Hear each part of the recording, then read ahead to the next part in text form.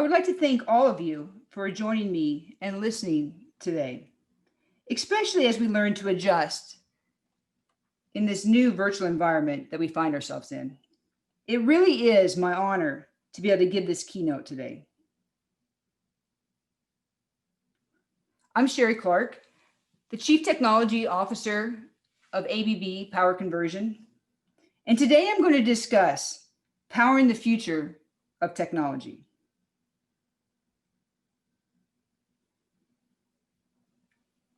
Throughout the 20th century, popular movies and television shows have set high expectations for technology that would become commonplace in our lives by 2020, if not sooner. When I think back to when I was a kid, I loved on Saturday mornings watching the Jetsons. If you've never heard of the Jetsons, this was a cartoon about a family living in 2062. And that's a year that doesn't seem that far away anymore. This cartoon was filled with things like video chats and smartwatches, drones and doggy treadmills, and they even had a robot cleaner. This animated series, which premiered in 1962, is renowned for having accurately predicted future innovations over 14 times. I'm also a big fan of the Back to the Future movie series. These follow Marty McFly's travels through the space-time continuum. In the second movie in the trilogy, Marty finds himself 30 years in the future. Here, cars can fly, skateboards hover, clothes are waterproof, and 3D billboards are placed all over Hill Valley. And most importantly, people's favorite innovation is restaurant-style pizza that can be cooked at home in less than a minute. And if we're talking about movies and technology, I can't leave out the influence and impact that Star Wars and Star Trek has had on society for over 40 years. To this day, the technology and innovation showcased on screen has captured countless imaginations and set expectations for what the future might hold. Today, no, we're not time hopping. We're not steering flying cars yet, or traveling from one galaxy to the next. But there are many innovations that were first introduced to us through film and TV that are now in existence in one stage or another of research and development, or on the cusp of mainstream adoption. So let's think back to the Jetsons. George Jetson, he would be astonished by how many video calls we've all had this year alone. That hoverboard of the future, well, they exist. You can ask the 95% of airlines that have banned them in recent years. If we look forward, there's no shortage of innovation that will have a profound impact on the world which we live and work. From enhanced automation and robotics driving the supply chain, ultra-fast 5G networks connecting everyone to everything and everything to everything, energy-efficient bike racks and car charging stations within our smart cities, and direct-to-chip cooling within our data centers. Some might argue we are truly on the cusp of a fifth industrial revolution. For such innovation to flourish, however, there is one essential and unifying need: power. Simply put, reliable, compact, and efficient power supply systems are critical to realizing the technology of tomorrow. Which brings us to today's keynote. For the next 35 minutes or so, I'm going to explore the mission criticality of power as it relates to the global trends that are driving innovation and technology advancement. and deep dive into the innovative power supply trends that will enable the technology of the future to thrive. And by the end of today's session, I hope to leave you with the same excitement that I have about the innovation that's here and the innovation to come, as well as a feeling of empowerment, knowing the role you play as power engineers, which is essential to power the future. As Bill Gates famously said, the advance of technology is based on making it fit in so that you don't really even notice. So it's part of everyday life.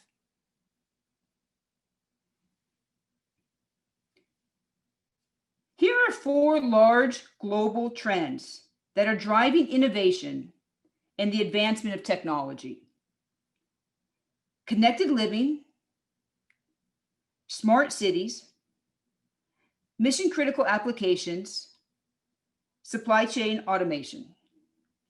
I will give a brief overview of each of these technology trends, and then I will discuss what we are seeing as innovation and trends in power and how they relate to these overall global technology trends. Connected living should not surprise you as one of the first technology trends that I'm going to talk about. You can find technology filtered into every part of our lives, from our smartwatches to smart speakers. Everything seems to have an app today. But I have to admit to you, I'm not really sure why my refrigerator needs Wi-Fi. However, my family has grown quite fond of being able to cast video from our phones and computers to our television set. With the proliferation of 5G networks, we are only seeing this accelerating.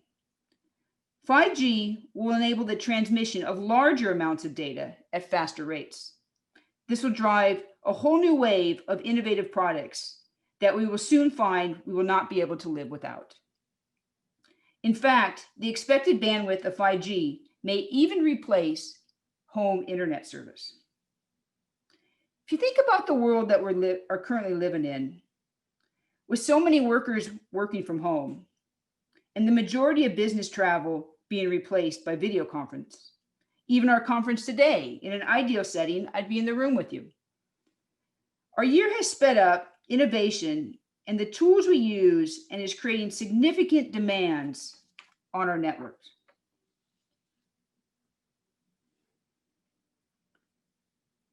Smart cities. A smart city is defined as a city that uses information to optimize functions within the city and to improve the quality of life for those that live there. The Internet of Things is an enabler in this, a network of sensors and connected devices that collect and transmit data, allowing things like real-time traffic data to optimize streetlights, to improve traffic flow. The coordination of public transportation to match riders' needs in real time. Even the optimization of when streetlights are on and have them dim when there's not any cars or pedestrians on the roadways. And I can't talk about smart cities without including autonomous vehicles, technology which is close to being adopted today. Autonomous vehicles will generate an amazing amount of data. Current estimates vary widely, but they're from around 5 to 20 terabytes of data per day. This data will include video, information from sensors within the vehicle monitoring the operation of the car, and also data around the surroundings of the car. In fact, it's believed by 2025, all new cars will be network connected. Mission critical applications. There's an increase in the number of applications that are considered mission critical to our lives. As businesses and people rely on technology as part of everyday life, the uptime of the technology becomes ever so more critical. If you think about it, we really have an extension of what the definition of what mission critical applies to. More historically, mission critical focused on applications like keeping the lights on. That's what we called mission critical. And there weren't very many applications that fit into this category. But today, examples go way past the electronic power grid and include online banking systems, credit card processing, mobile payments, stock exchanges, first responder communication systems, and even hospital computer systems. The events of 2020 fundamentally have shifted what's considered mission critical. Today, the cloud itself is considered mission critical. In addition to the applications, when we think about their reliability, we also need to include the data centers, the network, and the data itself that's required for the operation of those applications.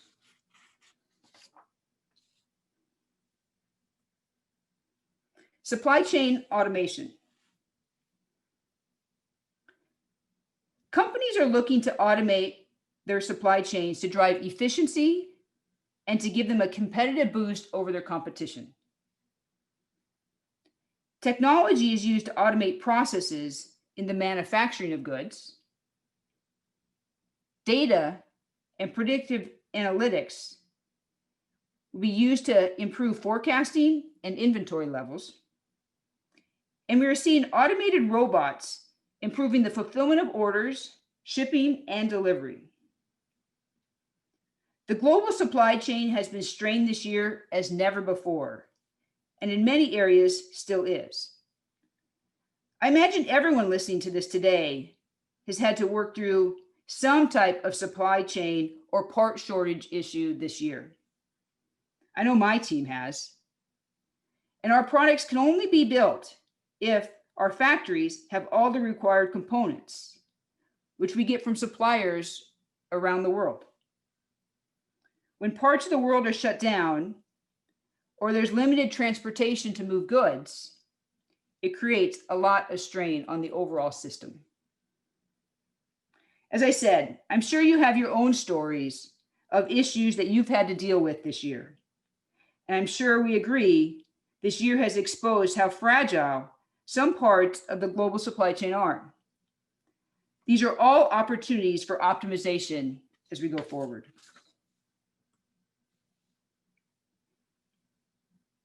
Now we'll discuss innovative trends in power. And you will see on each slide how it relates to the 4 global trends I just discussed. And you will see power really is the driver of technology innovation. On each slide going forward, you will see at the bottom left the icons for the 4 global technology trends: connected living, smart cities, mission critical applications, and supply chain automation. They will be colored red to highlight if the global trend applies to the topic that I'm discussing. Let's take a look at the first power trend: wired to wireless. When you think about wired to wireless when it comes to power, the challenge is how can more power be transmitted wirelessly in a safe and efficient manner? The need for this is simplification. Things look cleaner overall when there are no cables. Connectors over time can wear out and become unreliable. It's also difficult to seal connectors from the environment, creating common points of failure in many products. Overall, you can say wireless power transfer is just more convenient.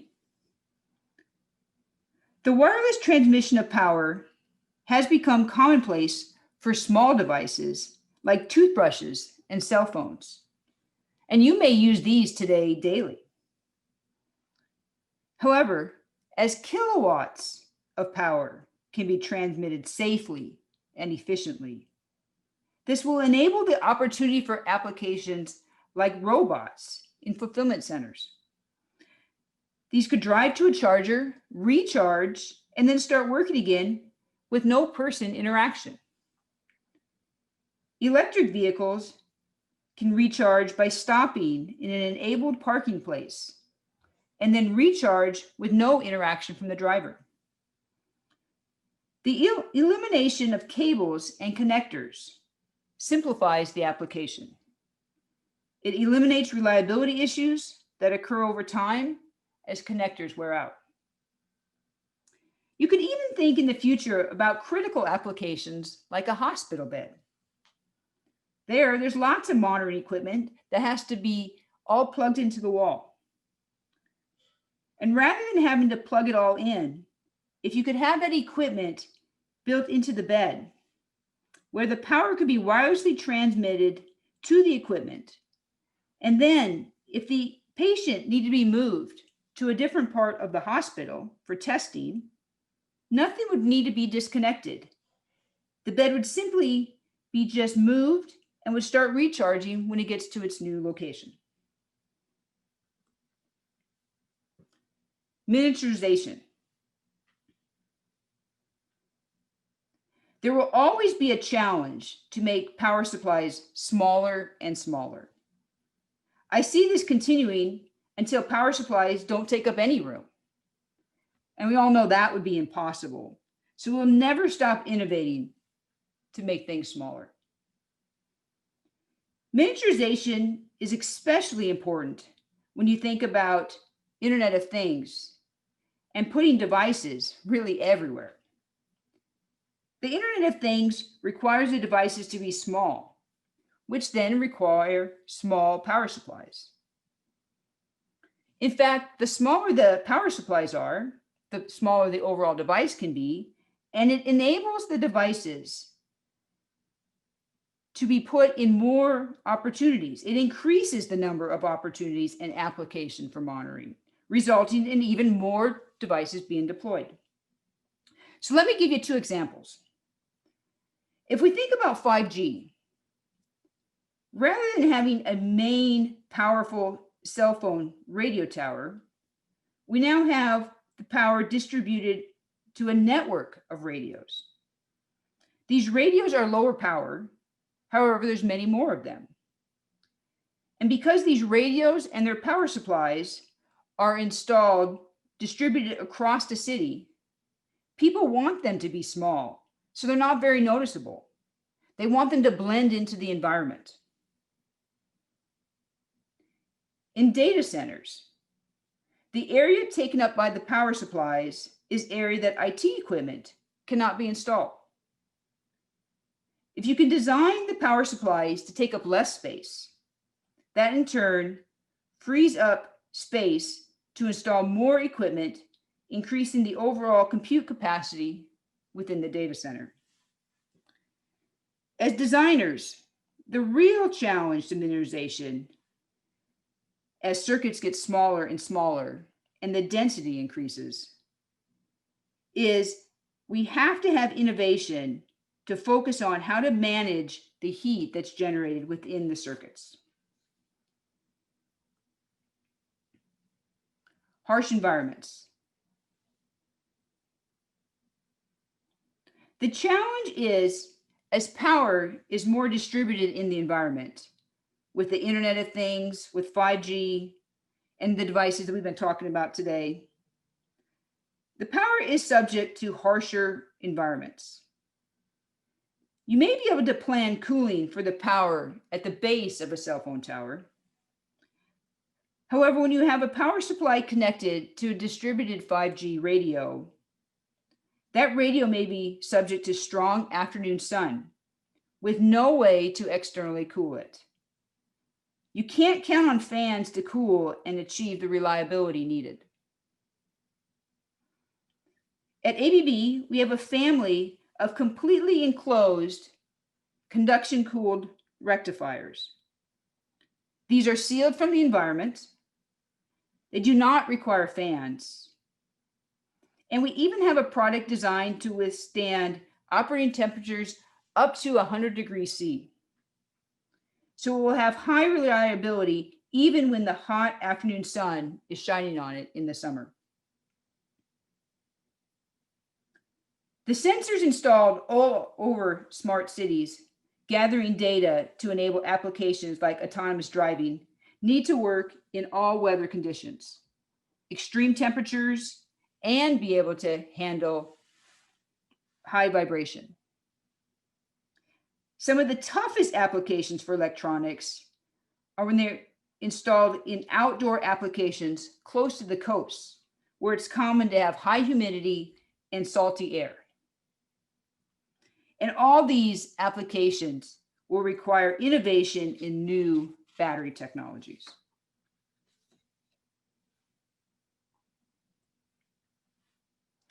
DC in the data center. There continues to be growth in both the number and the size of data centers. This is driven by the fact the world is creating more and more data and demanding more and more cloud computing. As we become so reliant on applications that are ran in data centers, the criticality of uptime and reliability becomes more and more important. So how can you increase the efficiency and reliability in the data center? We need to rethink the current architectures to be able to meet the efficiency and reliability needs of tomorrow. We need to have innovation in the data center, not just build more or bigger data centers, but rethink them overall. DC architecture is one way to improve the efficiency and reliability in the data center. This is accomplished by reducing the number of voltage conversions from AC to DC required. This results in a simplified architecture with higher reliability. Efficiency can also be improved by increasing the DC voltage level utilized in the data center. When you go from 12 volts to 48 volts to 380 volts, higher voltage levels minimize losses and reduce copper requirements from the reduced current requirements. ABB has partnered with a major US telecom provider on the development and installation of our new edge product in their data centers. In this new architecture, AC line voltage is brought directly to the cabinet, where there is one conversion from AC to DC to power the equipment.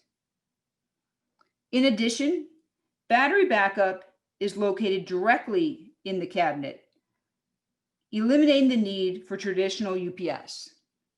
We call this our edge solution because we do all this in the edge of the cabinet, an area which traditionally is empty or open space. This leaves the rest of the cabinet open for IT equipment. There will also be more and smaller distributed data centers. In these, computing is able to be done closer to the end-use application. This will be driven by autonomous vehicles, needing to have the off-board processing done as close to the vehicles as possible. With these data centers, the traditional heavy infrastructure investment required for large data centers upfront will not make sense, sparking the need for additional innovation.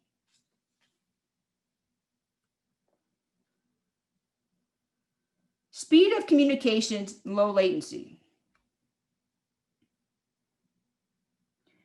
As we create more data, it requires more power. As we want to move that data faster, that also requires more power. We are constantly requiring our networks to transmit more and more data and do it at a faster and faster rate. Before, if you were having a team on a conference call, that was probably good enough, but not today. With so many people working remotely, we have learned the true benefits of having everyone on video. To the point, most people think they are just as productive working remotely as they were in the office. However, as soon as the audio of your call starts breaking up, the value of the meeting declines rapidly. Autonomous vehicles require real-time data to make decisions. When there's delays in getting this data to the car, the delays could result in accidents. One key part to speed up communications and have low latency is to address how do we prioritize the processing. The decisions that are needed to be made for driving an autonomous vehicle require real-time processing. That's not true if you want to remotely turn on a light. Our systems need to be able to know the difference between these two types of needs and prioritize appropriately. Ensuring the reliability of the network and the integrity of the data, especially for these time-sensitive processes, is accomplished by having high reliability in the devices powering the network.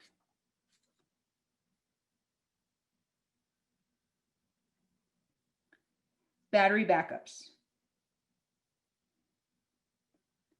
The distributed network of devices that we've been talking about today requires power to be everywhere, all around us, on our wrists, in our pockets, mounted to our walls, spread out in our communities, which then many times means there will be batteries that are required to be installed at these distributed locations. And this will continue to drive a need for innovation in battery technology and chemistries. The environmental impact and safety of the batteries will be a huge concern when you think about that batteries could be installed all around us in the Internet of Things devices, or those 5G radios we've been talking about. We want them to work when the power goes out, so they also will need battery backup, which means there'll be battery backups installed all across our communities. And if we think about robots working alongside people, what safety concerns do we need to take into account with their batteries? There will be a constant demand for safe, reliable solutions. Batteries will need to be able to recharge quicker, take up less space, be less affected by the environment, and last longer. If we think about the future of electric cars, if we were able to recharge batteries in less than 10 minutes, then it would take you about the same amount of time to recharge your car as it does to fill your gas tank today. That would be truly game-changing. The batteries today also have less capacity in cold weather. And I'm sure if you have an electric vehicle, you want to be able to drive in the winter. So this is just another reason why we need innovation in battery technology.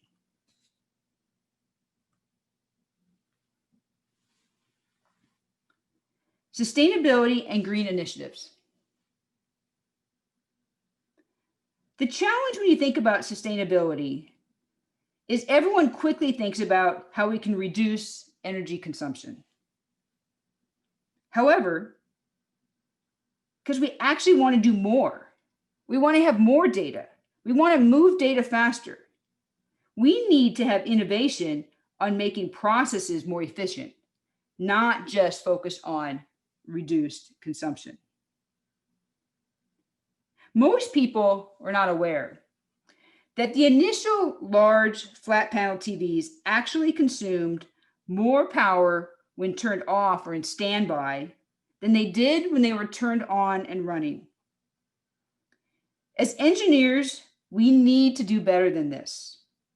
We need to think about innovative solutions to optimize efficiency across multiple operating conditions.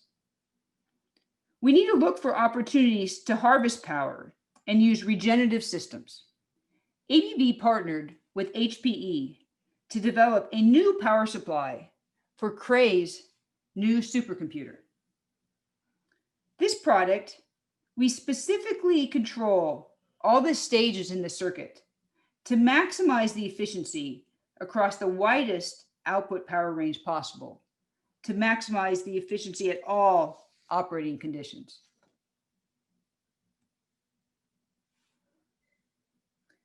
Here are a few things I would like you to remember as you reflect on these power trends. First, technology is constantly evolving to advance industry and the world around us. As technology is more distributed across our lives and the places we work and live, safety and reliability are more important than ever. Second, power design must evolve to enable the technology of the future. Without it, there will be a limit to the advancements and innovation that can take place. Without having the corresponding innovation in the power for these new technologies. And third, if there's one thing I want you to remember, it's that reliable, compact, and efficient power supply systems are critical to realizing the technology of tomorrow. There will always be a push for more. I don't believe we will ever be done innovating in power. The request will always be to develop designs that have improved density and efficiency.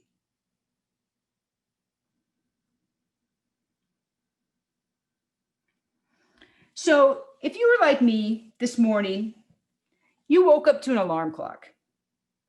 The first thing that you did was you got out of bed and you turned on the light without giving it a second thought. However, if the power would have gone out overnight, there would not have been an alarm clock to wake me up. And I would not have light to assist me as I got ready this morning for work. So even us who work in the power industry take power for granted. Power engineers are critical to the overall technology innovation. We need to encourage potential engineers of tomorrow to study power electronics, to make sure we have enough power engineers to continue to drive innovation for the future. Too often, the power supply is only thought about when it isn't working. Having electricity today for most of the world is taken for granted. In designs, many times, the power supply is one of the last parts worried about. As we drive innovation forward, that needs to change. The power design needs to be considered upfront because, as you can see, power is the ultimate enabler.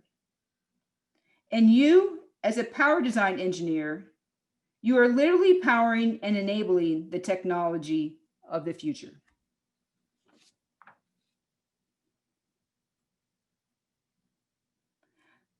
I would like to thank you again today for listening to my presentation. Once again, my name is Sherrie Clark. And if you'd like to learn more about what ABB is doing in power or find more information on our products, I encourage you to check us out on either LinkedIn or our website, both of which are listed here. Thanks again, and I hope you have a great day.